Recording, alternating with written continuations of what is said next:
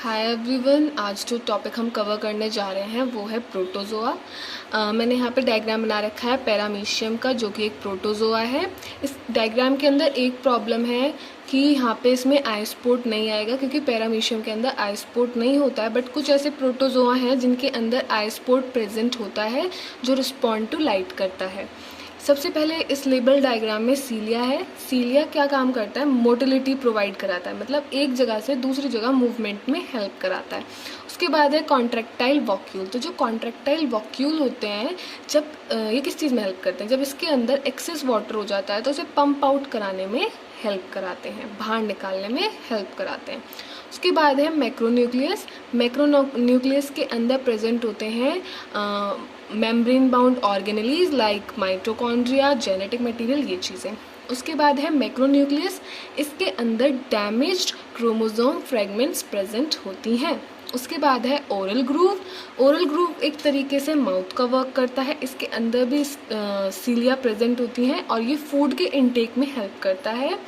उसके बाद है फूड वॉक्यूल्स। फूड वॉक्यूल्स का काम क्या होता है कि जो खाना अंदर ले लिया गया है उसे डाइजेस्ट करेगा और एनर्जी प्रोवाइड कराएगा। उसके बाद होता है एनल पोर, जो कि वेस्ट होता है उसे एक्सक्रीट कराने में हेल्प कराता है। जो प्रोटोजोआ का साइज होता है वो होता है 3 से 300 माइक्रोमीटर तक। अब ऐसा बोला जाता है कि जो ये प्रोटोजोआ वर्ड अराइज हुआ है, ये एक ग्रीक वर्ड से हुआ है, प्रोटोजोन। इसका मतलब होता है फर्स्ट एनिमल।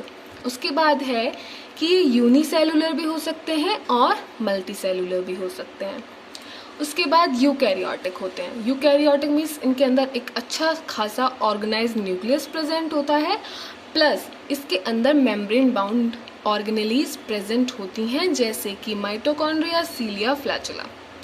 उसके बाद एक ये बहुत ही लार्ज ग्रुप में मतलब प्रेजेंट होता है। कम से कम 65,000 स्पीशीज़ इसकी अभी तक पाई जा चुकी हैं। जो इसका हैबिटेट है, मतलब कहाँ रहता है, कहाँ पाया जाता है, कौन सा इसका कहाँ घर है, वो है water and soil. Chemo heterotrophs होते हैं, मीन्स केमिकल सिंथेसिस होता है, कीमो सिंथेसिस होता है। ये केमिकल्स को यूज़ करके एनर्जी प्रोडक्शन करते हैं और ये process in the absence of light होता है। मोटिलिटी होती है, मोटाइल होते हैं बिकॉज ऑफ लोकोमोटिव ऑर्गेनेलीज, जैसे कि सीलिया, फ्लैचुला।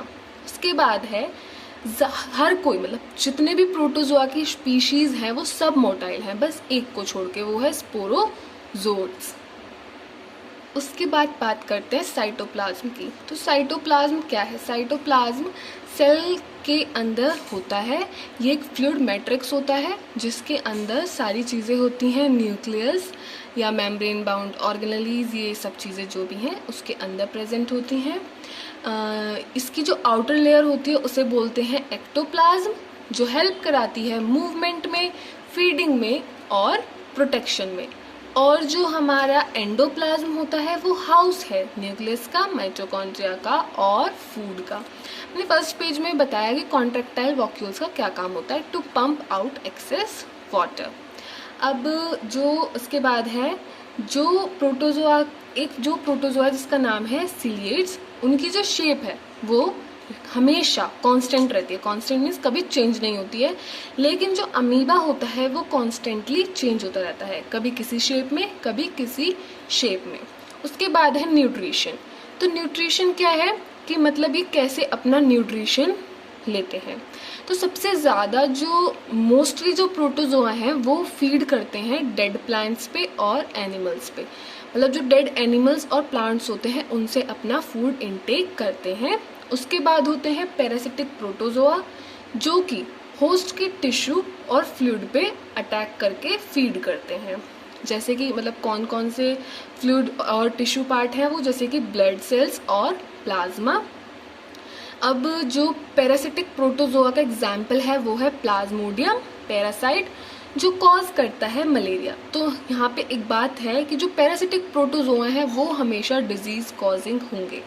उसके बाद है some protozoa live in symbiotic relationship.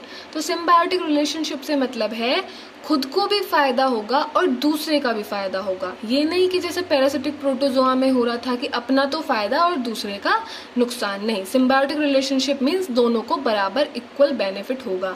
और प्रोटोजोआ का जो यहाँ पे सिम्बायोटिक रिलेशनशिप है वो प्लांट्स के साथ भी हो सकता है और एनिमल्स के साथ भी हो सकता है। अब जो इसका रिप्रोडक्शन है और क्लासिफिकेशन है, मैं उसे सेकंड पार्ट बनाऊंगी, उसमें कवर करूंगी, क्योंकि वो थोड़ा बड़ा है। मैं चाह रही हूँ कि जितना शॉर्ट वीडियो हो उतना ही अच्छा है, तो हम उसे नेक्स्ट पार्ट में कवर करेंगे। आई होप आपको ये अच्छे से समझ आ गया होगा। Thank you everyone.